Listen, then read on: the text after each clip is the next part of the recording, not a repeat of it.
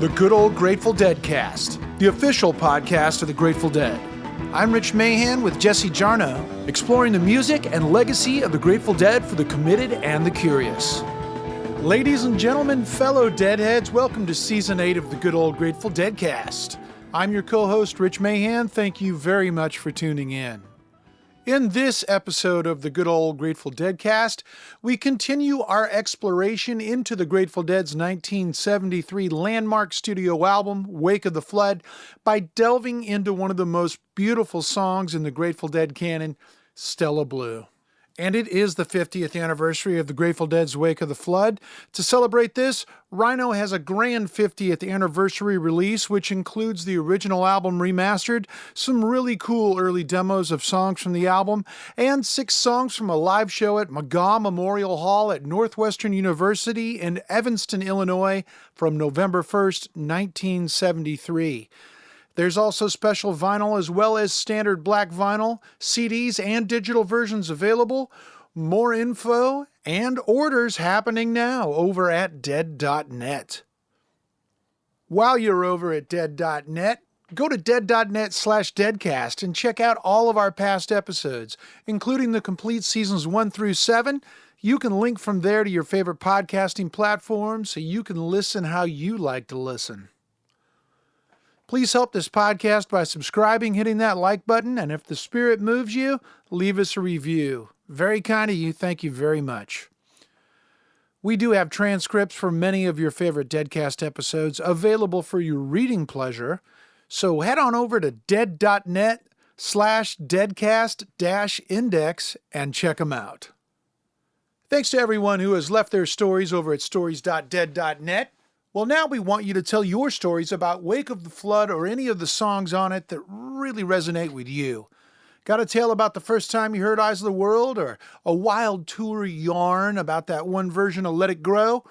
There's no story too big or too small. Record yours at stories.dead.net, and you may just hear yourself on a future episode of the Deadcast. There is an option to write your story there, but if possible, please record yourself telling the story. If you need longer than the time allotted, leave a second one or a third. Thank you very much. Well, Stella Blue closes out side 1 on Wake of the Flood.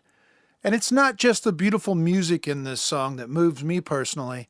It's also the masterful Robert Hunter lyrics, landing that perfect 1-2 punch that only a Garcia Hunter co-write can deliver. Sit back and let all the years combine and melt into a dream as Jesse Jarnow takes us on a tour of Stella Blue.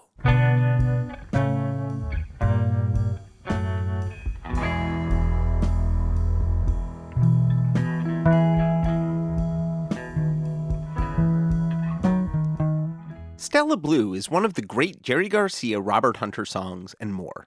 It closes the first side of the Grateful Dead's Wake of the Flood, perhaps the album's heaviest sustained moment. All the years combined, they melt into a dream, a broken angel sings from a guitar. When the Dead played Stella Blue most of the time, it was late in the show, after the psychedelic meltdowns and recombobulations, at the end of a long suite of music. It felt like a song they had to arrive at, not something they could just start playing from a cold stop. So, to help us arrive at Stella Blue, we're so happy to have more from the great Elvis Costello. Since Elvis was last on the Deadcast, talking about the Europe 72 songs, he appeared in San Francisco in late 2022, performing sets of Garcia Hunter music, including a few from Europe 72, during a benefit at the Great American Music Hall, as well as at the Hardly Strictly Bluegrass Festival in Golden Gate Park. Just like New York City, just like Jericho, pace the halls in, climb the walls in, get out when it blows. spoke with Elvis Costello for our episode about the Dead's visit to the Bickershaw Festival on the Europe 72 tour, where 17-year-old D.P. McManus had a revelatory experience seeing the Dead in the mud. Check it out at dead.net/deadcast if you haven't. Wake of the Flood came out a year and change later, just after his 19th birthday. Released in Europe as part of the distribution deal with Atlantic Records that Ron Rackow worked out to help get the whole enterprise started. I was living in London again, and I remember it came on it was on the Grateful Dead label, and it came on that kind of Oil Crisis vinyl. 2 records I had that I managed to play 4 times before they warped were Bark by the Jefferson Airplane. So we go on moving, trying to make this image real, straining every nerve, not knowing what we really feel, straining every nerve and making everybody see what they read in the Rolling Stone has really come to be. Which was completely unplayable after about a week. And Wake of the Flood was a little bit better, but I think it added to the drowsiness of some of those melodies. You know, like Row, Jimmy Row, you felt like you were on the sea because the vinyl had a slight wow to it. I don't know whether anybody else had that experience with that record. And I say, roll, Jimmy, gonna get there, I don't know, seems a common way to go.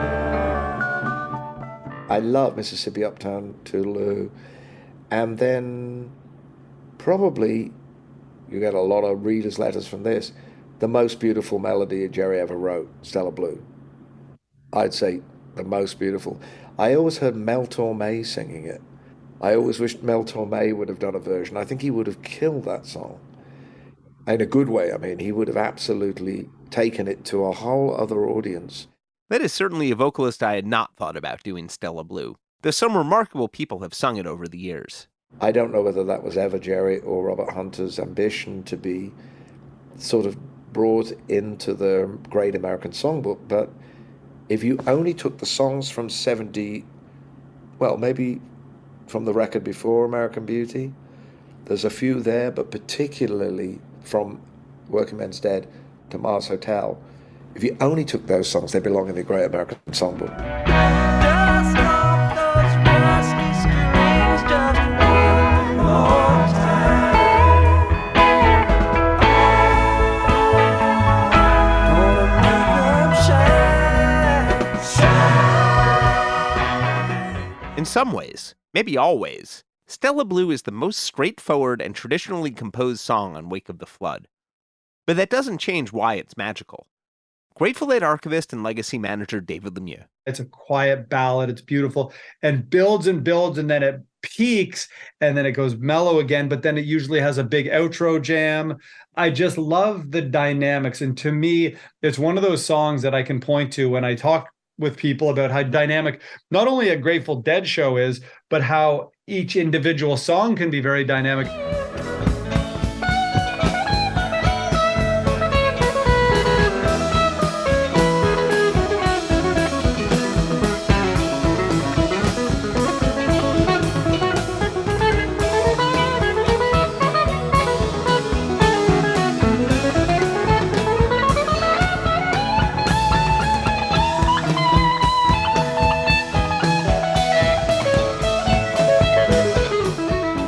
That was a version from July 3rd, 1978 at the St. Paul Civic Center, now on the July 1978 box. It kept peaking from there. Live, the song developed its own topography, packing an intimate emotional punch even amid the mega-sized sounds of the 90s Dead, like this version from Pine Knob in June 1991, now on the Download Series, Volume 11. It all rolls into one.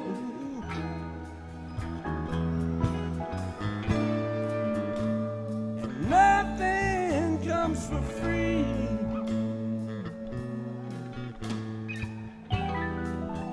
There's nothing you can hold for very long. Many years later, in his online journal, Robert Hunter alluded to the provisional delusions that were necessary to undertake the act of even keeping an online journal, and added, just as they were in writing a personal lyric like Stella Blue, as opposed to Uncle John's Band, which is obviously written for the world and knows it. When you hear that song,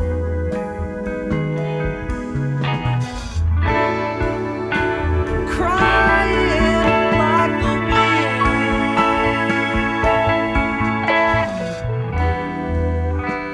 it seems like all this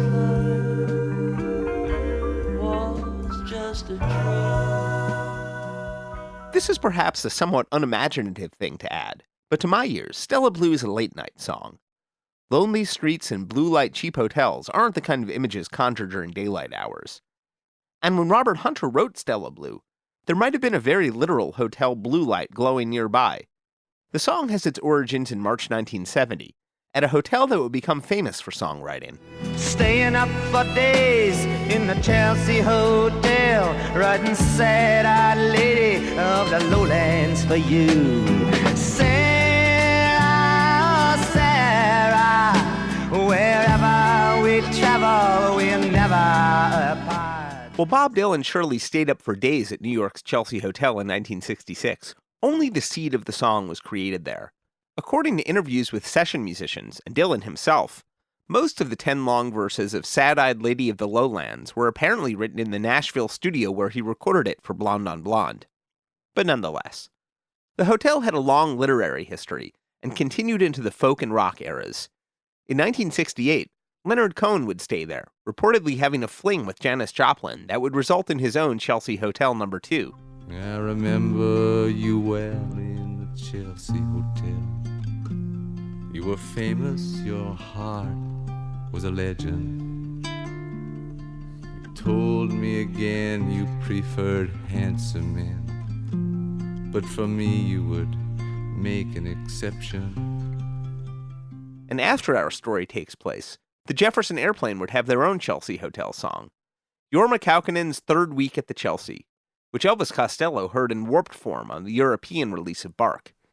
In Jorma's memoir, Been So Long, he says he wrote the song in a dream while staying at the Chelsea in 1971 and set it on tape exactly as he remembered it when he woke. On an early New York morning, a mirror in the hall showed to me a face I didn't know at all. Lines were drawn around a pair of eyes that opened wide. But when I looked into them, I found nothing left inside. When the Dead stayed at the Chelsea in the spring of 1970, their neighbors included the poet Patti Smith, staying with her close friend, the artist Robert Mapplethorpe, in room 204. One website says Garcia often stayed in room 620. Perhaps Robert Hunter was next door. He had joined the Grateful Dead on the road for the first time in the spring of 1970, an experience documented in another song the Dead began writing that March. Working up to Buffalo, been thinking you got to mellow slow. Takes time, you pick a place to go, just keep trucking it on. The tour began with the band's infamous untaped collaboration with the Buffalo Philharmonic, before trucking back to Manhattan, where the band made their home base at the Chelsea Hotel, while playing their first shows at the newly opened Capitol Theater in Portchester. It was then, near the end of March 1970, that Hunter wrote Stella Blue, and after New York, they headed to Florida, where they started assembling truckin' while sitting around a hotel pool. It was a productive period for Robert Hunter especially. After working on truckin', Hunter would travel to London in May, where he wrote the lyrics for To Lay Me Down, Ripple, and Broke Down Palace in a single afternoon, and perhaps others in between. Refer back to our American Beauty season for more on that. And while those 3 songs are connected by Hunter's glorious peak experience in London, they're perhaps the flip side to the experience that bonds Stella Blue to another Garcia Hunter song. See here how everything lead up to this day, and it's just like any other day that's Robert Hunter told Blair Jackson in 1988 that the lyrics to Stella Blue were essentially after images from the same horrific June 1969 LSD trip that resulted in the writing of Black Peter, which we discussed in quite some length during the first season of the Deadcast. After being overdosed by the apple juice at the Fillmore West, Hunter, quote, went through every assassination that I knew of, end quote. It certainly sounds terrifying. He continued, I remember Stella Blue was very present during these incidents. All the imagery in Stella Blue was present in my mind at the time. For Hunter, Black Peter had started as an almost comic piece, but it wound up closer to what Stella Blue became too. Sun going up and then the sun hit going down. Shine through my window and my friends they come around. While Robert Hunter worked quickly, it sometimes took Jerry Garcia a little time. There's a lot of that folded into Stella Blue. Time. It's hard to say that's what the song is about, but the absence of time is definitely one way the song's first line lands, which makes this an opportune time to mention that, for this episode, we once again have access to the multitrack recordings made for Wake of the Flood.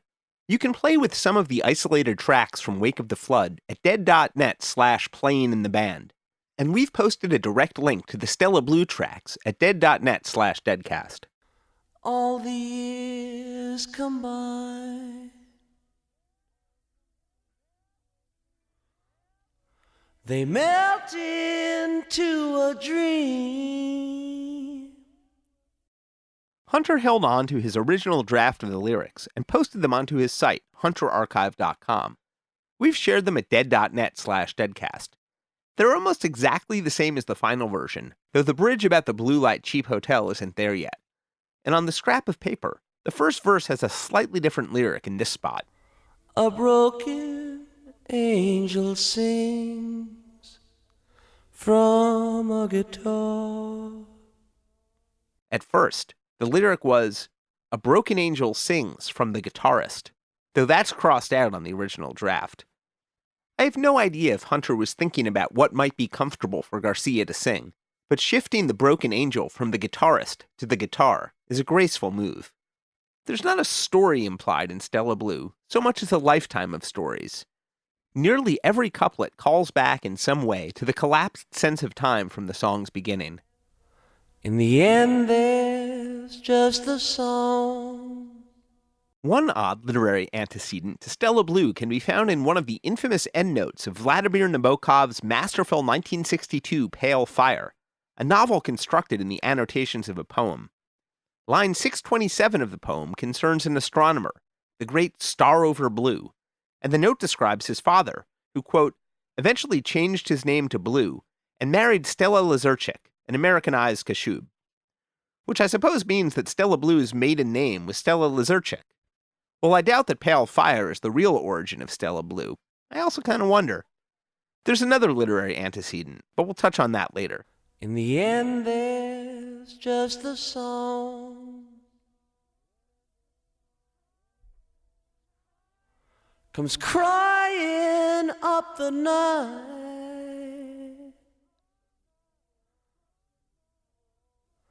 through all the broken dreams and vanished years.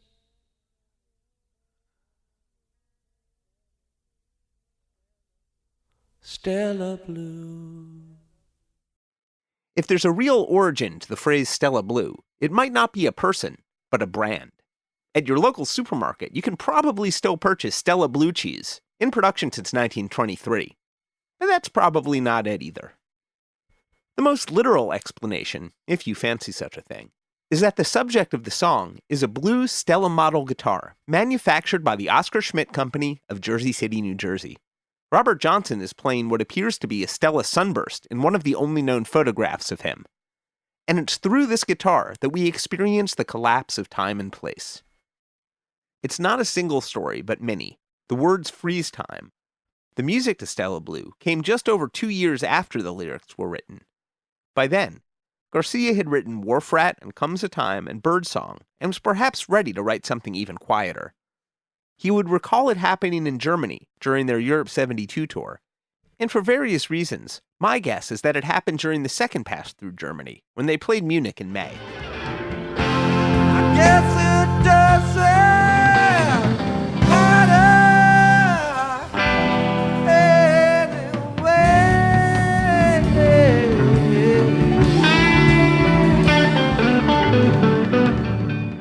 Jerry Garcia told Guitar Player in 1988, "When Hunter gave me the lyrics, I sat on them and sat on them. Then when we were in Germany, I sat down with an acoustic early in the morning and the song just fell together. It was so effortless writing it that I don't feel as though I wrote it."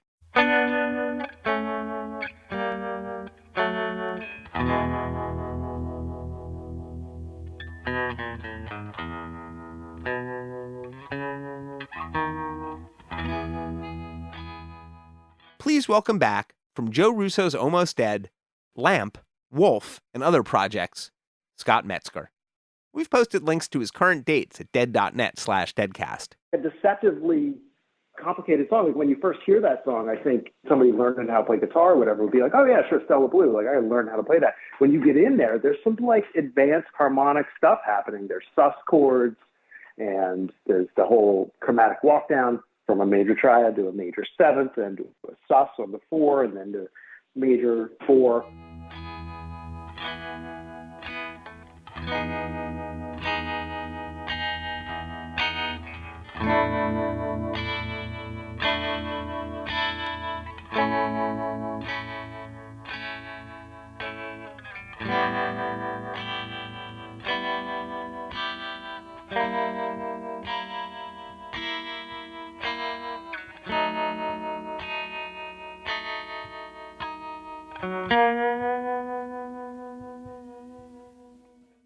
The early 1970s was a period of concept albums in rock, and motifs of natural elements swarmed through the lyrics and artwork of Wake of the Flood.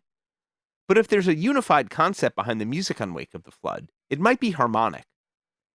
Welcome back, Deputy Dean of the Humanities and Arts from the City College of New York, musicologist Shaugn O'Donnell. This is definitely a new vocabulary, and the songs are so well known that you don't tend to lump them together as a collection if you're not going back to the album. But taking the album as a package, it really is a coherent whole in terms of presenting a new harmonic language and vocabulary.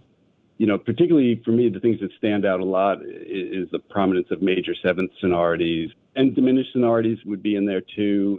Forget the natural forces of the cosmos. The concept of Wake of the Flood is the seventh chord. And tritone substitutions. There's tritone substitutes used in these dominant relationships that seems, it's not brand new to their language, but it's more systematic and happens more. The C7 that you hear in Stella Blue really stands out as a dramatic example of that, where harmonically it's functioning like an F-sharp 7, but it's a substitute, and the counterpoint is just beautiful when you hear the B-flat/A-sharp note of that chord. That C7 chord that Shaugn describes hits here, on the word sings.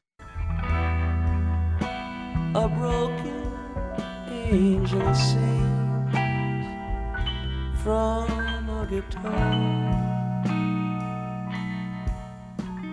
Elvis Costello compared it to something out of the Great American Songbook, the body of canonical popular music from the post-jazz, pre-rock and roll years, often written by composers and lyricists for specific Broadway musicals and movies. That's part of this new language that they're using. So the types of modal mixture and these chord substitutions using dominant chords in these other ways starts to move you into like a jazz vocabulary in terms of harmony. It's just the feel isn't the same. It's dead feel all the way.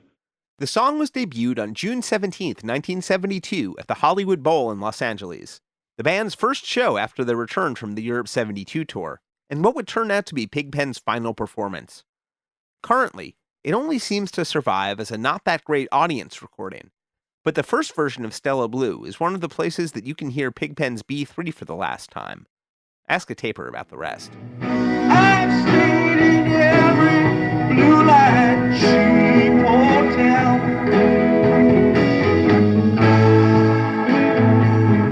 And we've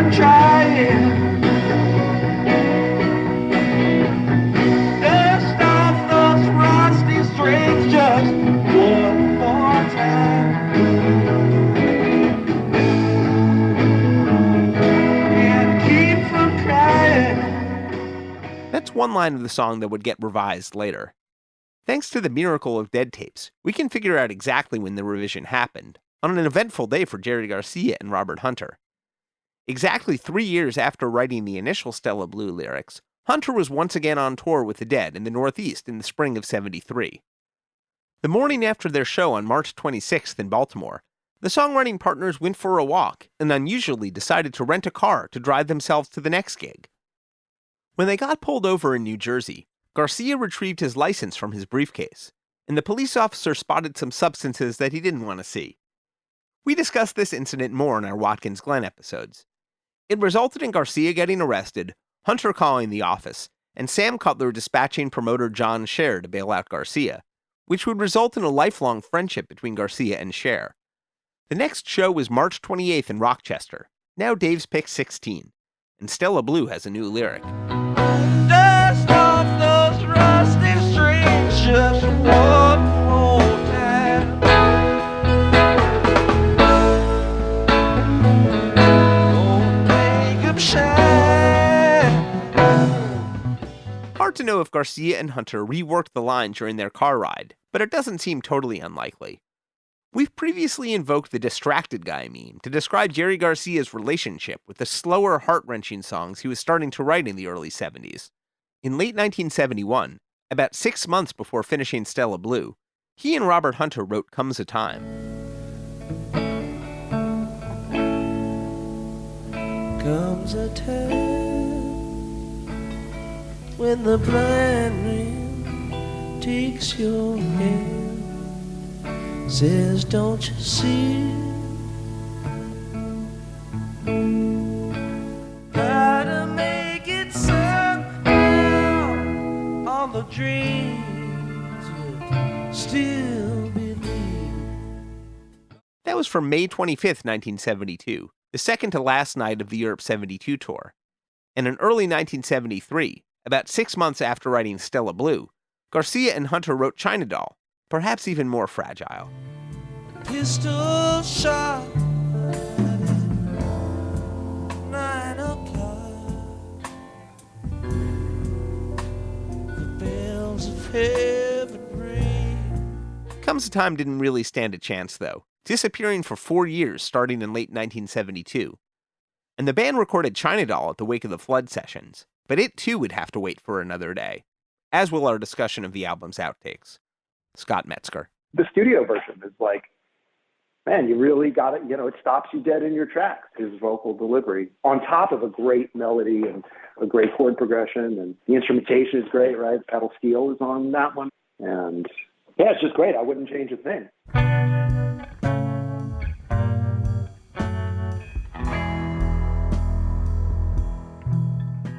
Stella Blue was first on the docket on the second full day of the Wake of the Flood sessions, Tuesday, August 7th, 1973. When we arrive at the record plant, midway through what's labeled as Take 1, it's clear the band are still warming up and figuring out their strategy.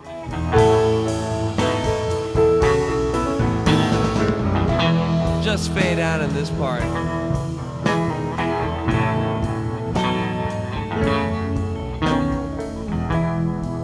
Yeah, just keep building in that end part. We'll fade out on a big old build. Right on. Let's play. Yeah, we can just like that, you know. You know what I mean? Can you dig it? Sorta. It's early in the session, though, and they're still trying to get the right sound in Studio A. Oh, well, if we're going for the sound, shut the fucking door. Somebody shut the door. God, where's the fuck is the door monitor, for God's sakes? I thought this was a professional studio. I'm gonna call the fucking union. Trying to call Willie the doorman. Turn up the piano in my headphones, thanks. Where's Willie the doorman when we need him? I think that's a reference to Willie, the security guard at Winterland. Here he is, as heard in the Grateful Dead movie, shot the following autumn. Have your ticket out and ready, please. Have your ticket ready. There are 2 doors, so you cannot kill that black man. I'm sorry, sir. Thank you very kindly. Watch right in and have a good time. Though the vocals would be overdubbed, it was still important for Garcia to sing live in the studio.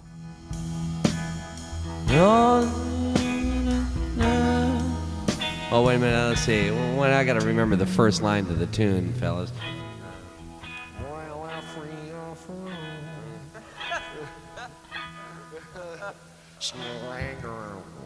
Dog shit on my feet. No, that's not it. Let me see. It's How about the piss gets in my eyes? no. Okay, I got it. A+ California Dreamin' jokes, Phil. Didn't have another oi fucking John Phillips callback in the plans for the Stella Blue sessions, but here we are. The studio work didn't require much heavy lifting, with only 2 full takes on the tape besides the keeper for the album. After the big ending Garcia suggested earlier, they still played the sparkly landing they developed live.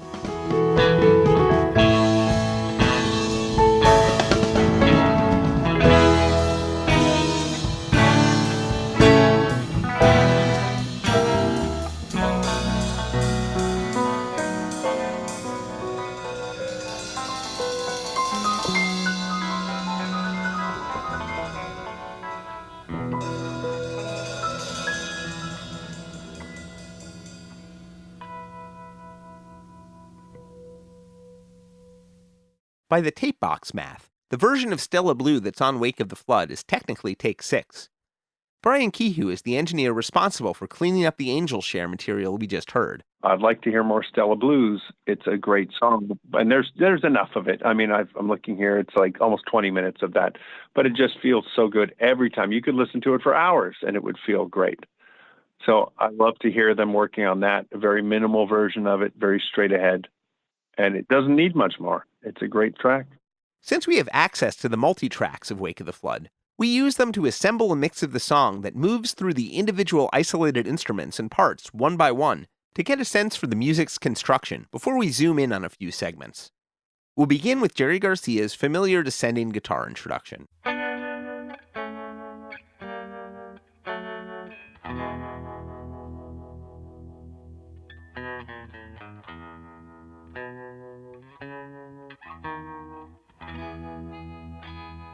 All the years come by, they melt into a dream.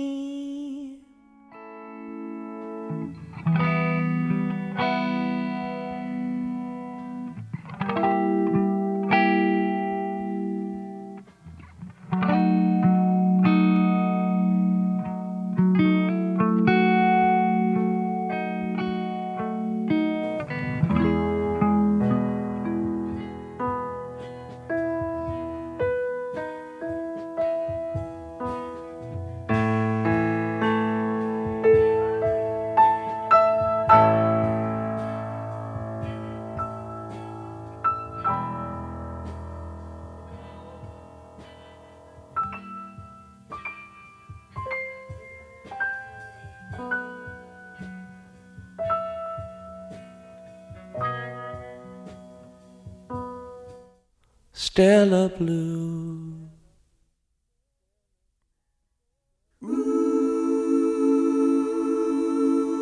Stella Blue.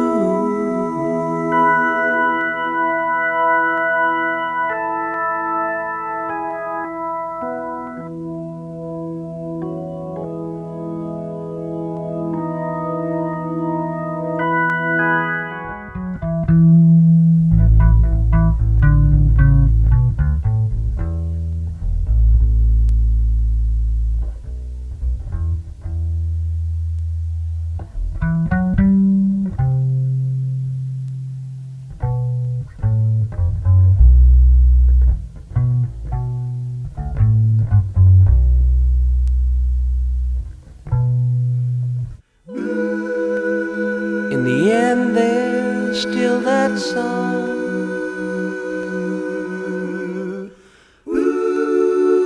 comes crying like the wind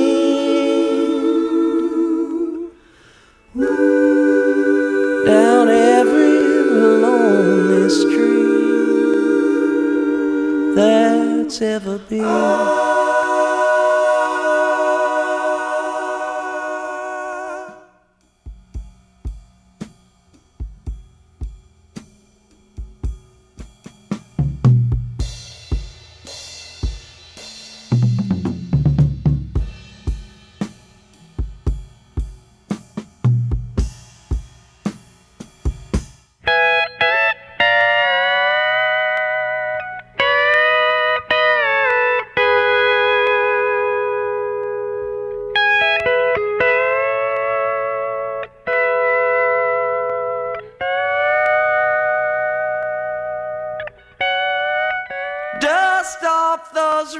rusty strings just one more time.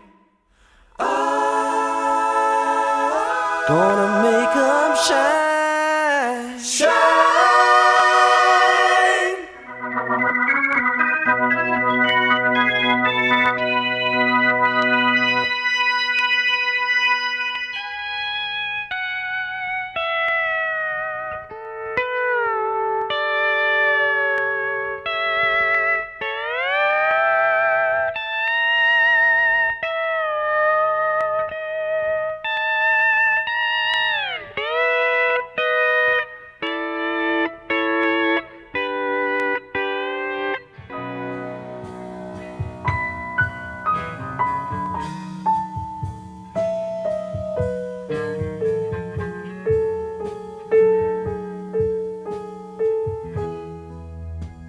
It all rolls into one,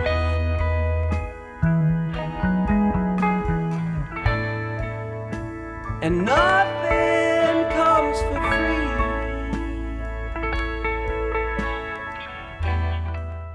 There's nothing you can hold for very long. There's a lot to process in the multi-tracks of Stella Blue, so let's stop on a few parts of it, and keep going with the spotlight. I mean, first and foremost here, I'm just knocked out by Garcia's vocal performance. Possibly I'd feel this way if I was able to isolate his voice on various live versions of Stella Blue as well, but there's an intentionality to his singing, a classic studio performance in the traditional sense of the concept. And when you hear that song, come crying like the wind. It seems like all this life was just a dream. Scott Metzger. The delivery, you know, that's the thing about Garcia's vocals, right? Like, I think the vulnerability that he had in singing is like the true X factor of his presentation as a musician. Like the playing, obviously, you know, great and everything. And I feel like that a lot of players have, over the years, that are going for like that Garcia thing, whatever that means to people, have been able to kind of start to dissect the guitar playing and like dissect the gear that Garcia used and the kind of pickups in his guitars and stuff. And they've come, you know, people have come close to the sound and stuff. But one thing that I feel like is still like the holy grail and the thing that really is just like X Factor that has not been touched is the Garcia ballad singing. Like, to me, it's just like that is worth the price of admission right there every time. Darn tootin', Mr. Metzger. This album also highlights the wonderful Grateful Dead vocal blend that existed specifically from 1972 through 1974 between Jerry Garcia, Bob Weir, Phil Lesh, and Donna Jean Godchaux, recorded in stereo on tracks 13 and 14.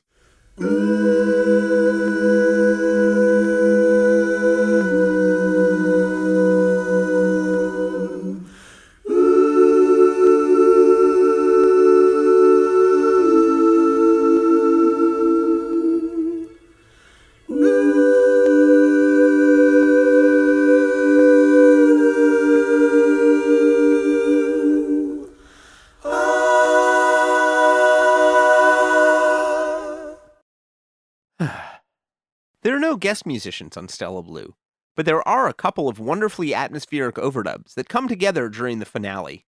Keith Godchaux plays his native grand piano on the basic tracks, but there's a Hammond B3 that runs through the song too, run through a Leslie with the vibrato turned on. Thanks, Rich. It's hard to call it a tribute to Pigpen, but it's a reminder that Stella Blue was conceived for the two-keyboard version of the Grateful Dead.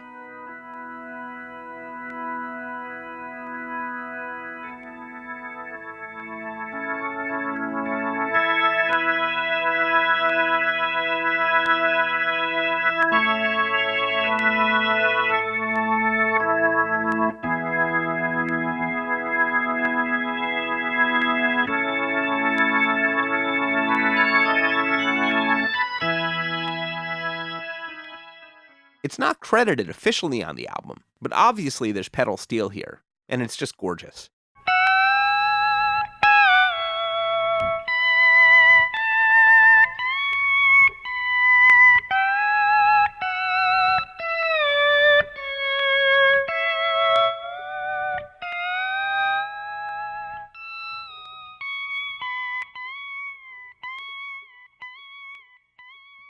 After playing pedal steel intensely from 1969 through the end of 1971, Jerry Garcia had mostly retired from the instrument by 1973.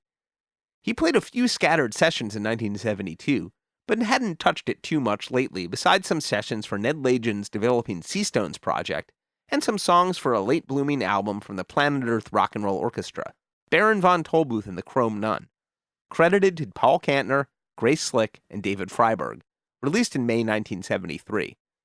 This Is Your Mind Has Left Your Body, a name Dead tape collectors later adapted for a Dead jam that probably didn't derive from it. Sweet pedal steel, though.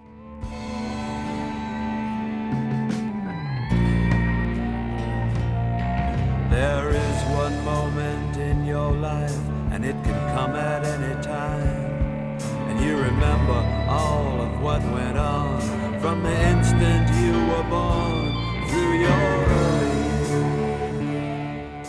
There'd be pedal steel on From the Mars Hotel in 1974, but pedal steel was an intense discipline to keep up, and by then Garcia had decided to bring in a ringer, a story we'll get to next year. He'd played on a few more studio sessions, including some songs with Paul Pena in October 1973, not released until 2000, but it was disappearing from his arsenal. This is from Paul Pena's Venusian Lady. Take time and listen to your message. You gotta see your star. Because I know if you take the time and listen, you'll find out who you are. You're a star, little girl. Gonna tell about it, Jerry now.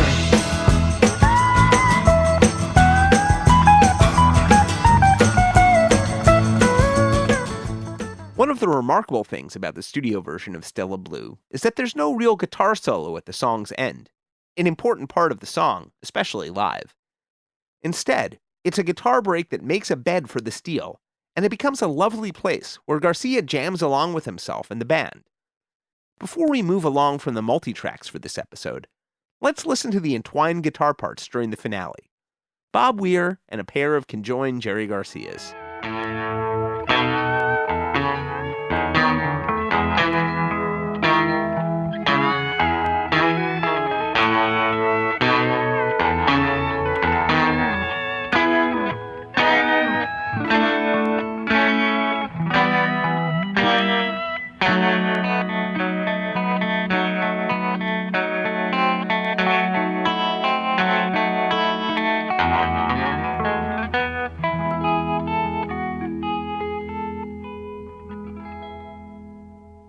From the song's debut in 1972, it was part of the Dead's book.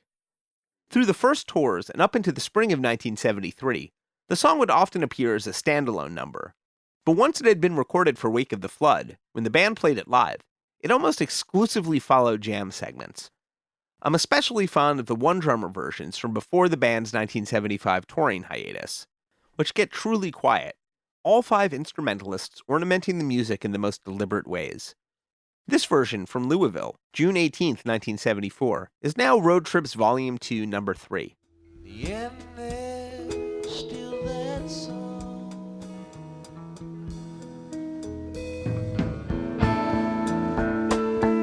It's crying like the wind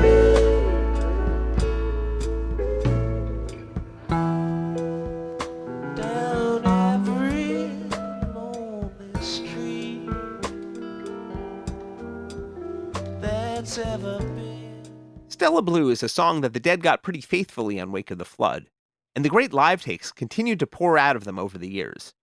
Find a Deadhead, and probably they have a version of Stella Blue that moved them deeply, whether it's from Wake of the Flood or a live show. The Louisville version is wonderful.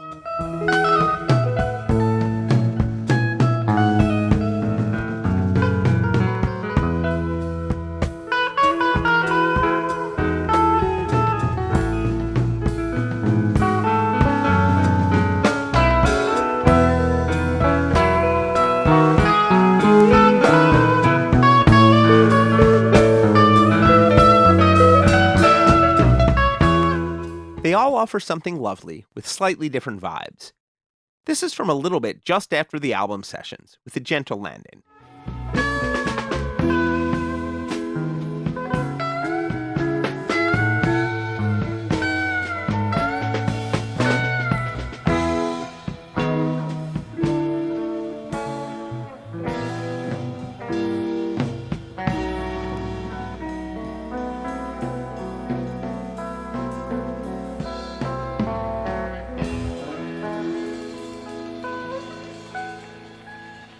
That was from September 12th, 1973, at William and Mary in Williamsburg, Virginia, which we're going to use as both a departure and pausing point. We're going to hang out for a bit in the fall of 1973, the moment right around the time that Wake of the Flood was released. During our Let Me Sing Your Blues Away episode, we talked about what else was on pop radio that season. Today, we're going to hear about the music of that particular moment through the ears of one very specific teenage listener who saw the Dead at that Williamsburg show less than 2 weeks after the Wake of the Flood sessions finished, got into the album when it came out, and also later became a touring member of the Grateful Dead. We are just beyond thrilled to welcome to the good old Grateful Deadcast, Bruce Hornsby. Like a lot of his early tastes, he owed the progression to his older brother, Bobby. My older brother, the resident deadhead of the family at the time, but not yet, not at this point. I was a junior in high school, and we were driving down the Colonial Parkway from Williamsburg to Yorktown to visit some of our cousins down there. We had an 8-track tape player in the car, and he put on this 8-track of this record, Tumbleweed Connection, that just floored me. Burn down the mission, Lord, if we're gonna stay alive. Watch the black smoke fly to heaven, see the red flame light the sky. Elton John's second American record, third record, actually. There was a British release. In hindsight, as everyone feels about that record, it was Elton and Bernie's version of the band. They loved the band, like the Dead, like so many groups did, and the Dead had their version of band-esque music, of course, with American Beauty and Working Man's Dead. This was Elton John and Bernie Taupin's version, Tumbleweed Connection. It's my favorite record of Elton's. It's the one record that didn't have a hit on it. It was not commercial, but it was just gorgeous.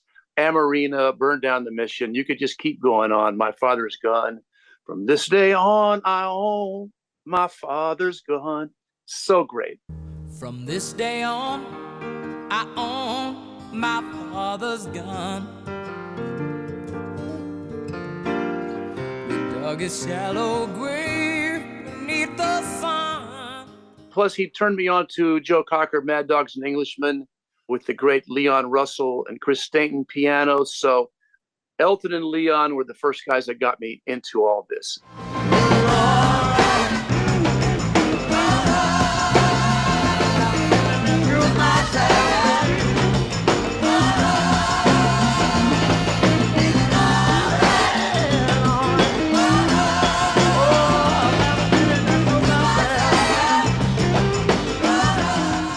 That's what sort of moved me out of the basketball world that I was in. And I was headlong, deeply involved from then until my next move is into a pine box, So that, it's a lifelong obsession now, has always been since then. So I was into those guys, and then I got into Dr. John, and I got into all the singer-songwriters, James Taylor and Joni Mitchell, and etc.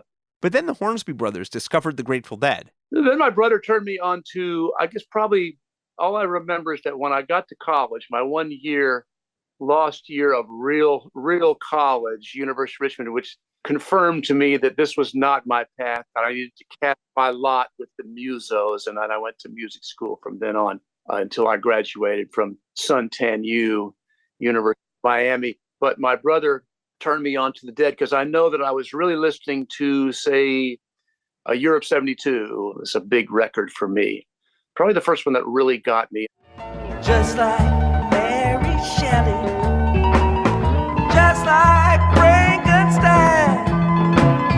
Break your chains and count your change and try to walk the line. As a young piano player, Bruce couldn't help but notice Keith Godchaux. Europe 72, that was my entree, and that was really not a showcase for Keith, but he was well heard, and he was so in the mix and such a key sonic element. I still like it fairly well. I guarantee you, I'm still playing Keith licks on certain songs that I remembered from my youth because it always felt right. He knew the right thing to play to me. I wish I was on a northbound train. I wish I was a headlight on a northbound train. when he was discovering the Dead, his ears were immersed in a wider world of piano players. I loved Keith. Of course, as I've said, I was deeply into Leon, really got into Leon. Elton, the same. But at the time, I really started getting into Keith Jarrett, Bill Evans. I'd moved also into that world, and McCoy Tyner. The four one-named icons that are known by just their first names, Herbie, Chick, Keith, and McCoy.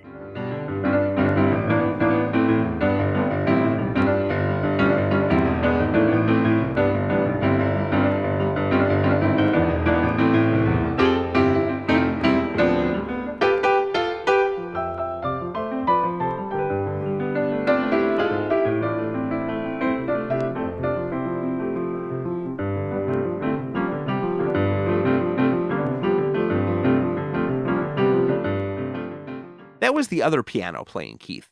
Keith Jarrett's improvised solo concert from Bremen, recorded a few weeks before Wake of the Flood and released on ECM later that year.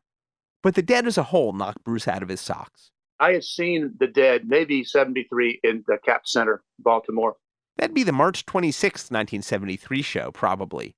The day before Garcia's bust in New Jersey, and Hunter possibly wrote that final line for Stella Blue. But then what really turned me out, they came and played William & Mary in my hometown here in Williamsburg, VA. William & Mary Hall, the basketball arena at College of William & Mary here. And so we went down from Richmond, my cousin Doug Hornsby and I. He was a good guitar player. I played in bands with him too. And we were really close, and we loved it. I say, roll, Jimmy, roll. Gonna get there.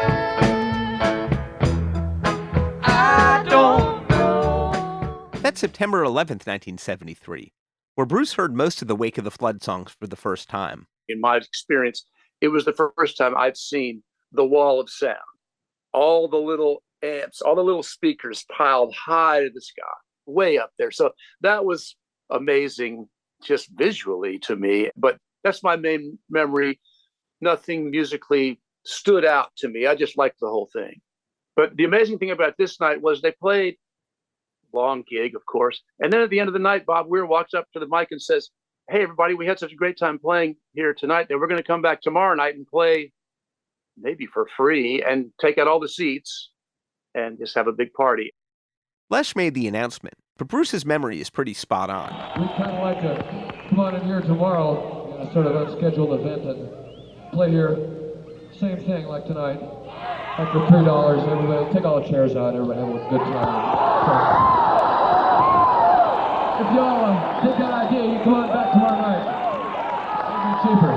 You're warmed up, and we should have a pretty good time. See you tomorrow. All right. See you tomorrow. Doug Song will be here too. When you're 19 years old, you're a freshman in college, that was totally for me. I just went, man, this is for me. These guys are just fantastic. I love the music, and I love the attitude, the mindset, the aesthetic, so that's when I was in. The two Williamsburg, Virginia shows came in the surprisingly brief window between when the band recorded Wake of the Flood in August 1973 and when they released it in mid-October. And then Wake of the Flood came maybe a little bit after that. That's my memory. Anyway, so then I got very interested in the Dead. I loved Wake of the Flood. Mostly what I remembered before looking it up was that the record started off with Half Step. And that remains one of the greats, one of my favorites. They say that when your ship comes in, first man takes the sails, second takes the after deck, third the planks and rails. Once again, it was his brother who pulled him deeper. My brother had a Dead cover band up in Charlottesville, an hour from where I was living in Richmond, Virginia. And so I ended up going and playing Fender Rhodes piano and singing lead for his band. Bobby Hightest and the Octane Kids was the name of the band. And so then I was totally immersed in that world, the musical world of the Dead. Some folks trust in reason, others trust in might. I don't trust in nothing, but I know you're not right. Say it once again now, oh, I hope you understand. When you start it over, oh, a man is just a man. Hey, yeah, never gonna land.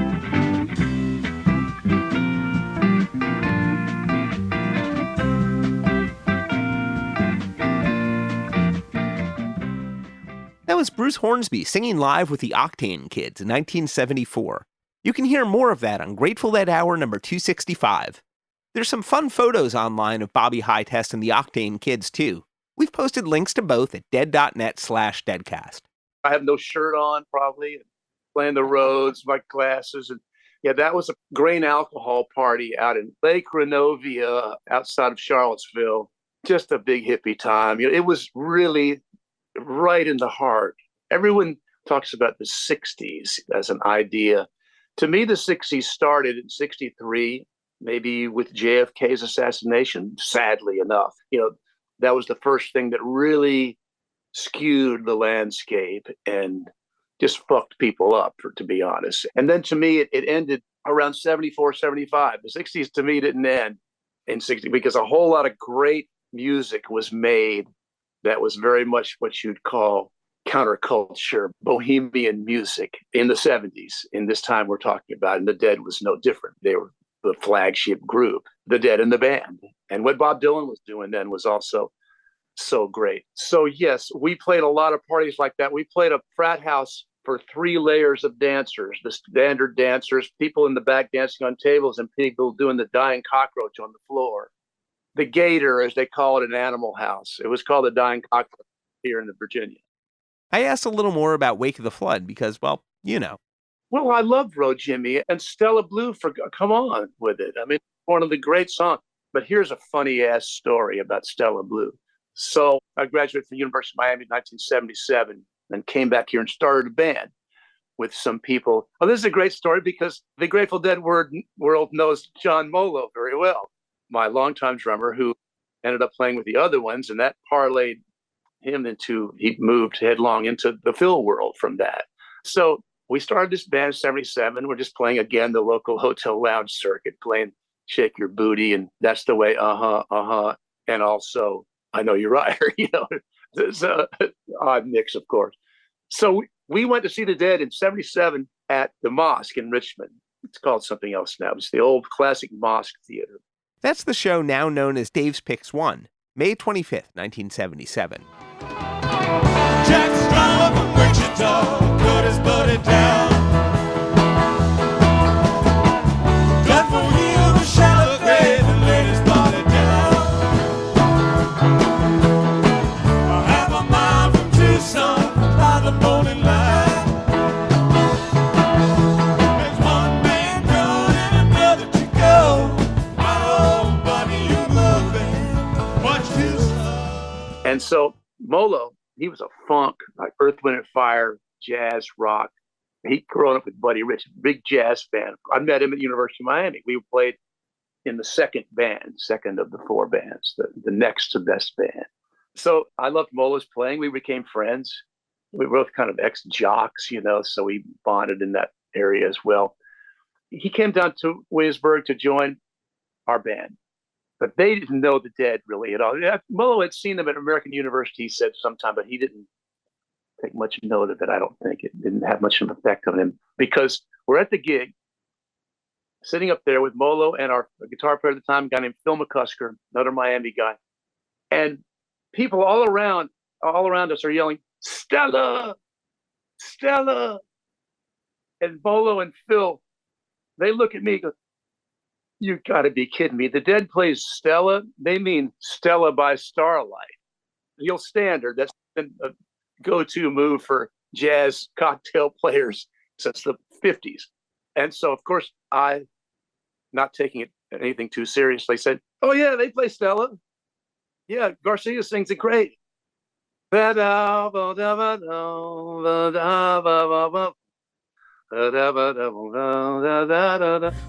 great symphonic theme, that Stella by starlight and not a dream. Yeah, just wait. They cannot believe it. Because they're playing, I don't know, Big Railroad Blues, Beat It On Down the Line, whatever the Dead's playing that night, which has nothing to do with Stella by Starlight. So anyway, I don't know if the Dead played Stella Blue that night, but that was a moment that we thought, we jazz guys who were also into the Dead, thought was hilarious. The only Wake of the Flood song they played that night was Mississippi Half Step.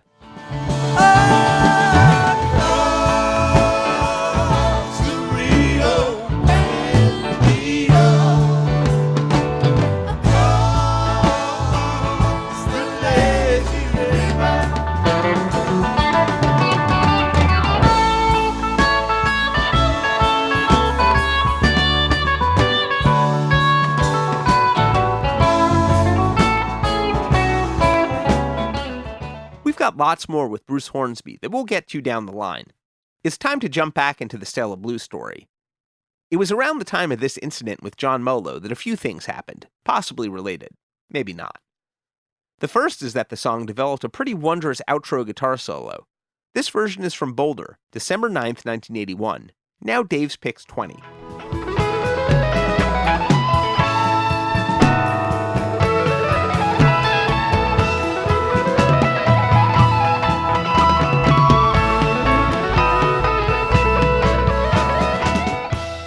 The other thing that happened is that it was around the time that Jerry Garcia thought he finally understood the lyrics, saying that he sung the song for 3 or 4 years before he really started to get it.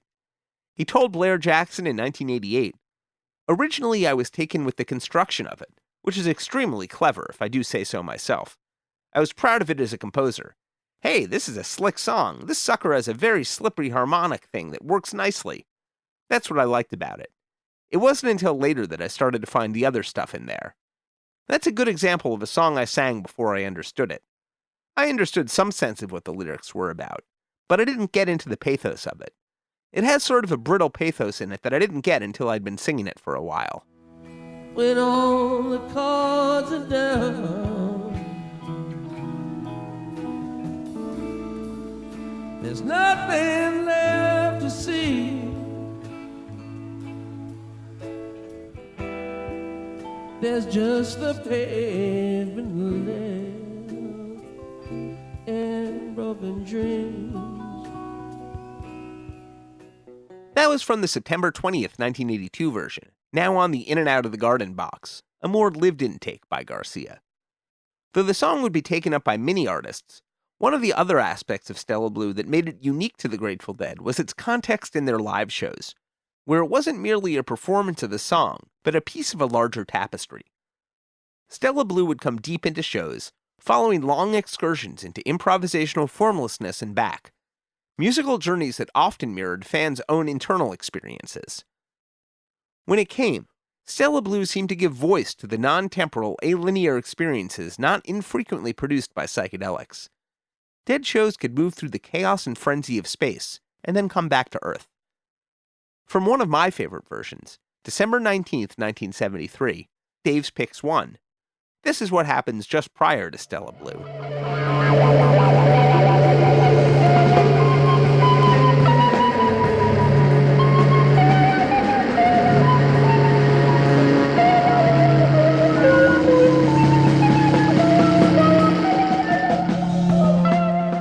Some Metal Machine grooviness. And then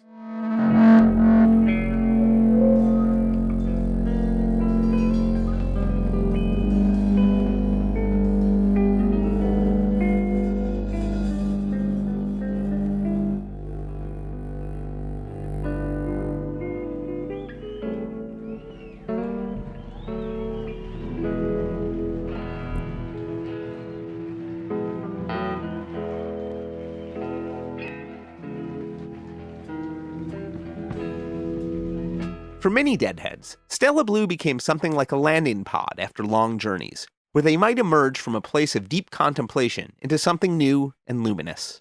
Which brings us to the other odd literary antecedent to Stella Blue that came from the Chelsea Hotel, Room 902. The space pod was resting on the polished floor of an elegant, anonymous hotel suite that might have been any large city on Earth. He was staring into a living room with a coffee table, a divan, a dozen chairs, a writing desk, various lamps, a half-full bookcase with some magazines lying on it, and even a bowl of flowers. Van Gogh's Bridget Owls was hanging on one wall, Wyeth's Christiana's World on another. He felt confident that when he pulled open the drawer of that desk, he would find a Gideon Bible inside it.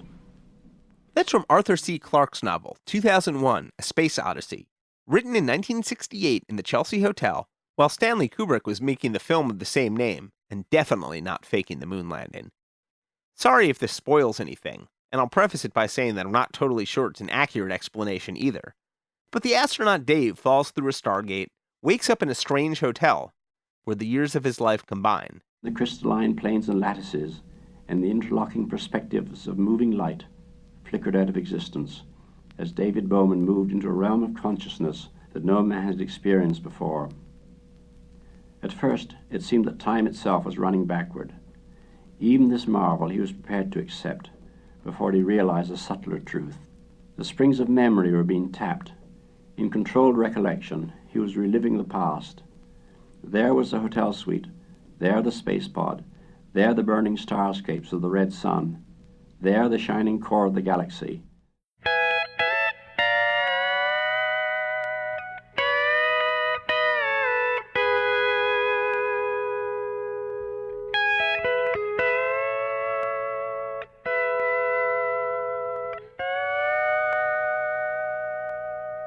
And at the end of 2001, astronaut David Bowman is reborn as a star child, which is also maybe the kind of thing that has been known to happen at Grateful Dead concerts. Or even when you've maybe accidentally ingested many too many micrograms of LSD from the apple juice at the Fillmore West. As with Stella Lazurchik and Nabokov's Pale Fire, or Stella Blue Cheese, on sale in a supermarket near you, I have no idea if Arthur Clarke and the Chelsea Hotel were remotely on Robert Hunter's mind when he wrote the lyrics, though he was a pretty committed sci-fi head. But even if they weren't, there's nothing in the lyrics to Stella Blue that suggests they couldn't be sung by the astronaut from 2001. Listened to in that context, the isolated pedal steel from Stella Blue reminds me of Brian Eno and Daniel Lanois' Apollo soundtracks, recorded about a decade later.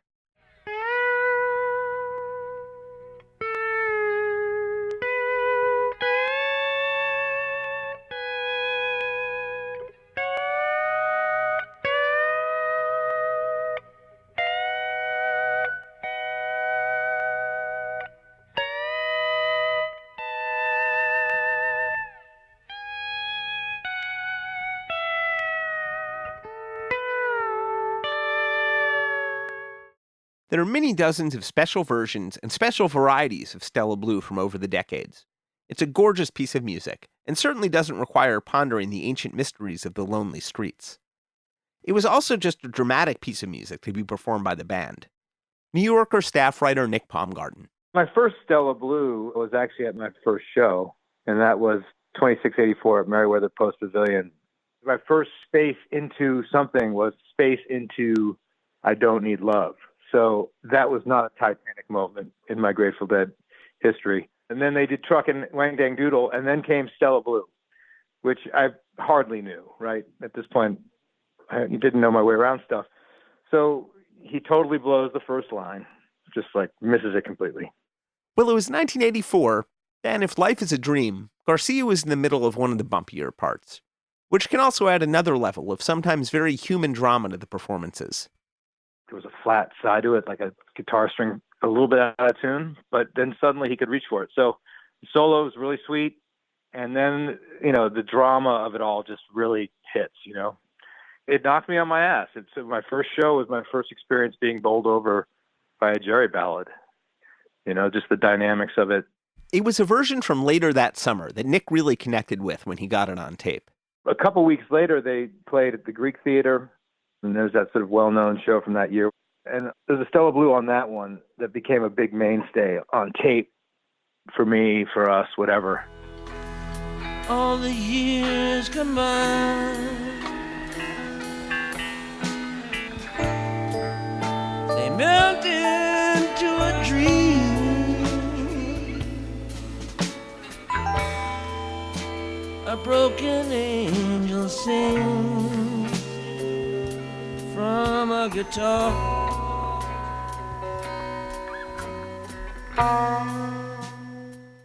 And on that recording, Healy did some reverby thing with Jerry's voice. So it echoes in a way that really gives it more body than it probably would have had. That kind of Stella Blue, that mid-'80s Stella Blue before the coma, that's partly because he was so fragile. That's like my favorite era of Stella Blue. Jerry sounding like some degenerate castrato with this beautiful tenor, but just like barely holding on, but yet. To all the broken dreams and shattered years.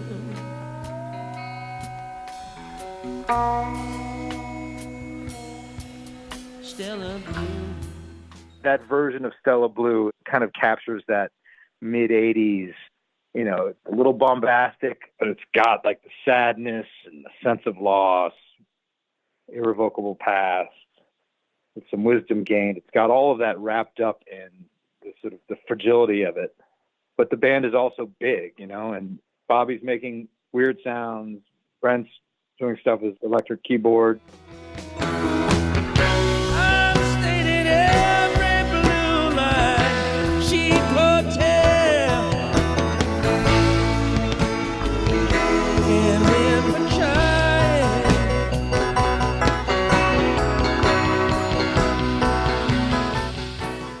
They're like perilously close to cliche. I mean, it's like Cheap Hotel and Crying Like the Wind and Dust It Off One More Time. And I mean, it's like, it's sentimental, but somehow it works. I guess he's always singing about himself, whether he wants to be or not. But, you know, Dust Off Those Rusty Strings, going to make him shine. And then he does a solo. I mean, that's as much bravado as you're ever going to get out of him. I don't think it didn't embarrass him, because he often did rip out a very shiny solo.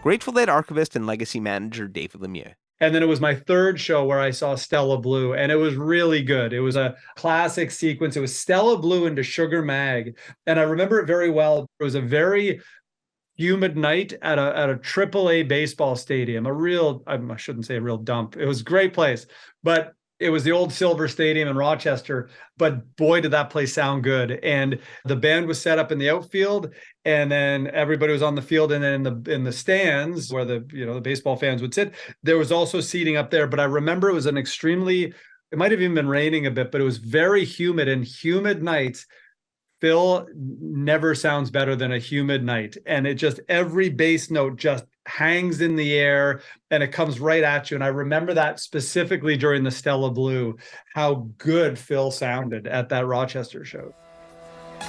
When all the cards are down,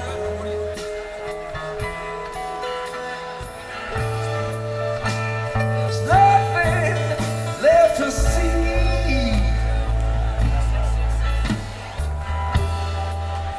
There's just the pavement left and broken trees. For Jerry Garcia, the song seemed to be that special kind of magic trick in which the magician continued to discover magic, not unrelated to the song's atemporal qualities. In 1988, he told John Sievert of Guitar Player, "It's also one of those songs that I was born to sing.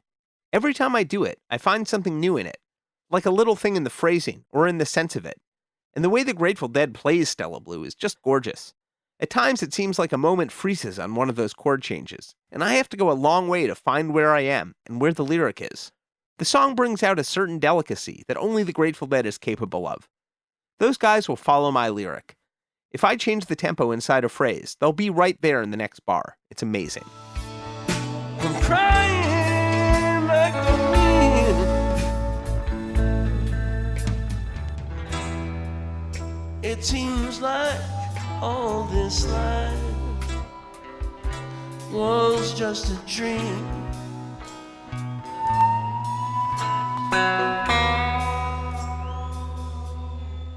Stella Blue. That was from Miami, October 26, 1989. When he spoke to Blair Jackson the year before that, He spoke of its musical functionality. Blair asked Garcia if he thought of songs like Stella Blue as his statement. He told Blair, "I don't think of it as my statement. I think of it as a statement. I think of it as a place where the energy goes down, whoosh. It's taken a long time to get to that. Ideally, there's a song in there that's so delicate that it's got a moment in it of pure silence. In a sense, it's showmanship, but it's not overt showmanship." Well, sometimes it got to overt showmanship.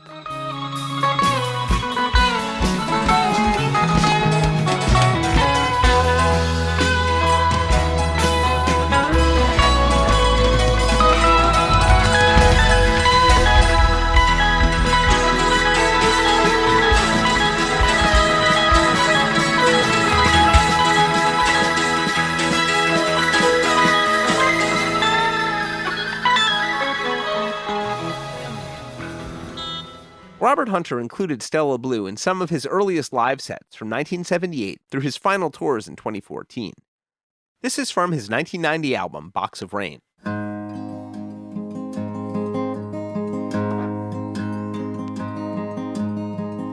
All the years combined melt into a dream. A broken angel sings from a guitar. The first artist who covered it outside the Dead's world, as far as I can tell, is the Italian group Houth Castle and their 1994 album, Good Morning, Mr. Nobody. All the years combined melt into a dream. A broken angel sings from a guitar. It would take some time, but Stella Blue jumped the fence from the jam world into a variety of artists beyond.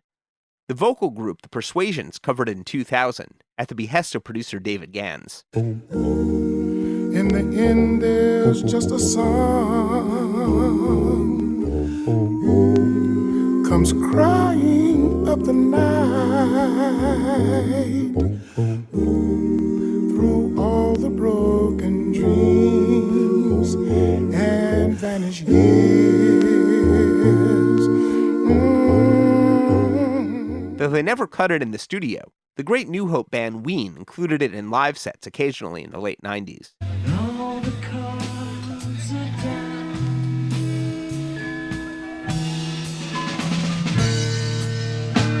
There's nothing left to see.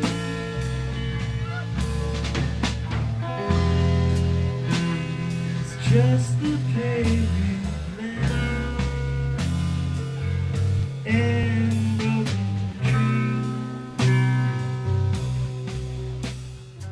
In 2010, Jesse McReynolds of the bluegrass duo the McReynolds Brothers tackled it.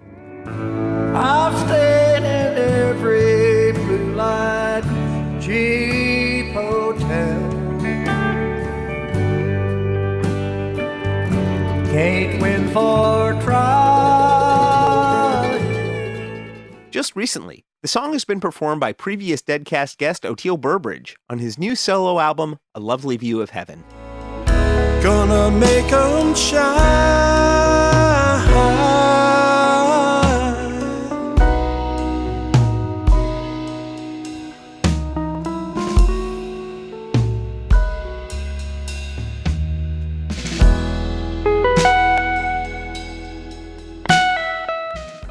The inimitable Willie Nelson included it on his 2006 album Songbird, featuring the late Neil Casal on guitar.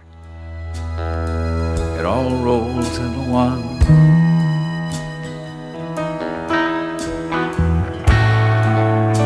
And nothing comes for free.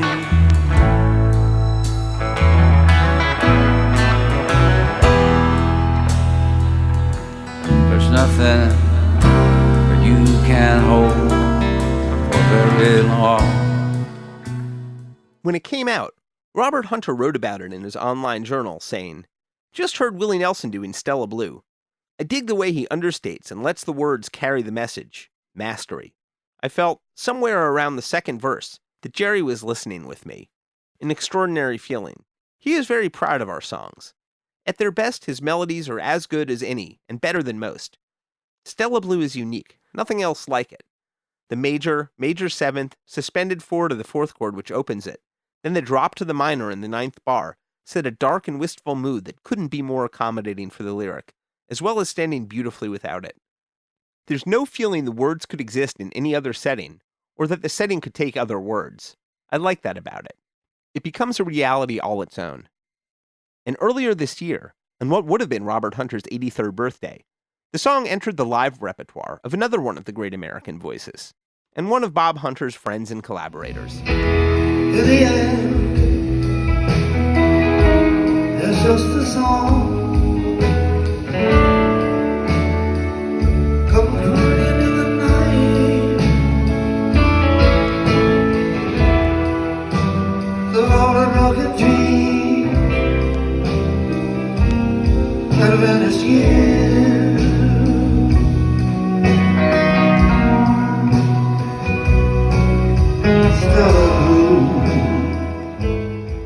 That was Bob Dylan debuting Stella Blue in Spain in June 2023, one of several Dead and Dead-affiliated songs that he introduced to his otherwise static setlists during the recent legs of his Rough and Rowdy Ways tour. Though neither Jerry Garcia nor Robert Hunter are here to hear it, there's little higher tribute they could receive as songwriters. When you hear that song,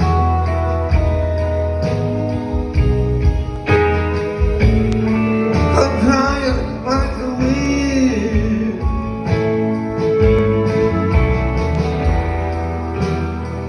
So then all this life was just a dream.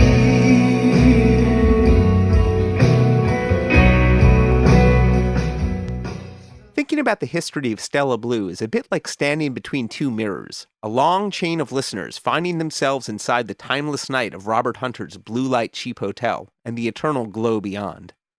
Nick Bush left us this message at stories.dead.net, where you can leave your stories about the songs on Side B of Wake of the Flood. So it's the spring of 2018. I was going to college at SIU Carbondale. I was sitting in my apartment with my roommate, and I noticed he had a Grateful Dead, like it was like a Life magazine or like a Rolling Stone magazine. And I was like, these dudes look pretty dope. So we decided to go to the record store just to see if they had, a Grateful Dead record there. And I go to their new arrivals section, and lo and behold, there's a copy of Wendell. I was sitting in my apartment with my roommate, and I noticed he had I didn't know any of the songs. I'd never heard Grateful Dead before. I was just like, this album cover's pretty cool. I don't really, just like an ocean. She's carrying some wheat or something. So I bought it, took it home, gave it a little wipe down, put it on the old Kenwood turntable.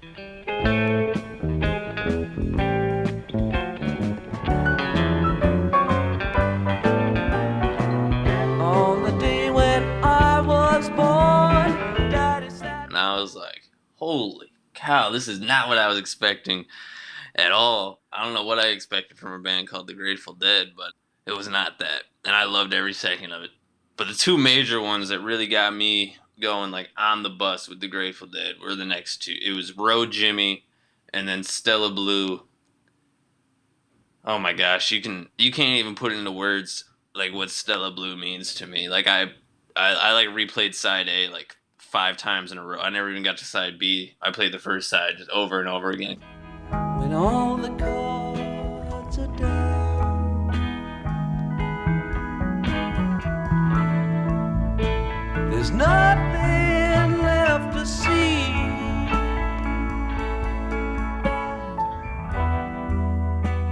There's just the pavement and broken dreams. It's just such a beautiful song, and the guitar and the lyrics, man, all the years combined, they melt into a dream that just hits so hard. And, I was young, I'm still young, but as I'm getting older, it just becomes more real and real, All the years we've lived, they just melt together. Nick Paumgarten. I had a numinous experience to Stella Blue once. Yeah. Not long after I saw those shows, fall of 84, 15 years old, still a kid, I fell asleep on a couch, or half asleep. and had a numinous experience, kind of a Kubla Khan kind of experience. I was high on something, and I had a kind of dream or vision while listening to Stella Blue. That would have been the Greek one. Like that scene in that trippy 1983 Wind in the Willows film. You ever see that? The part of it that's called The Piper at the Gates of Dawn, where Mole and Ratty are out in the woods on this pond and they encounter some cosmic pan in the woods at daybreak. It's such like a gentle piece of entertainment, and yet the scene is so trippy. And then a voice, too. A voice that began to whisper on the wind. Lest the awe should dwell, and turn your frolic to fret, you shall look on my power at the helping hour, but then you shall forget.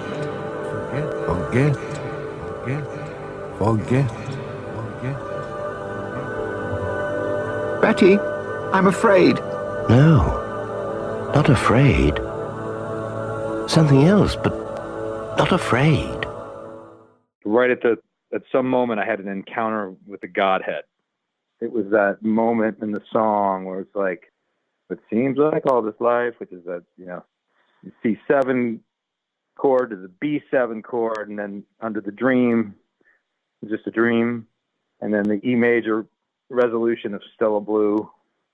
Like that was when I saw this Godhead, which had the answer to everything, which then when I woke up, I would never know what it was, but it's like written in my soul. And when you hear that song,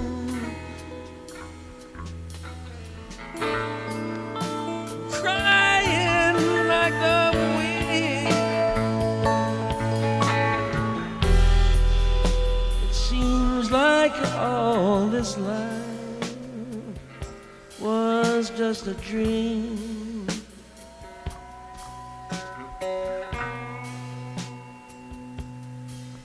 Stella Blue. Man, Stella Blue.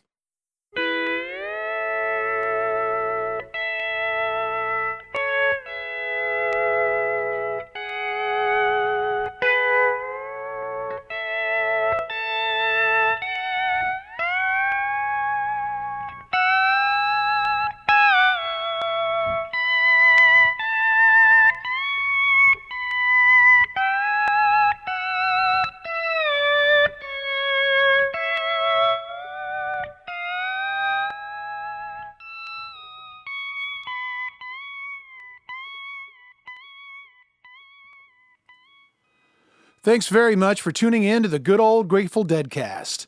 We'd like to thank our guests in this episode, Elvis Costello, Bruce Hornsby, David Lemieux, Nick Paumgarten, Scott Metzger, Shaugn O'Donnell, and Nick Bush. Extra special thanks to friend of the Deadcast, David Gans, for contributing audio from his interview archive. Thanks very much for tuning in. Don't forget to like, subscribe, and share an episode of the Deadcast on your social media. And give us your Side B Wake of the Flood related stories by recording yours over at stories.dead.net. Executive producers for the Good Old Grateful Deadcast, Mark Pincus and Doran Tyson. Produced for Rhino Entertainment by Rich Mahan Productions and Jesse Jarno. Special thanks to David Lemieux. All rights reserved.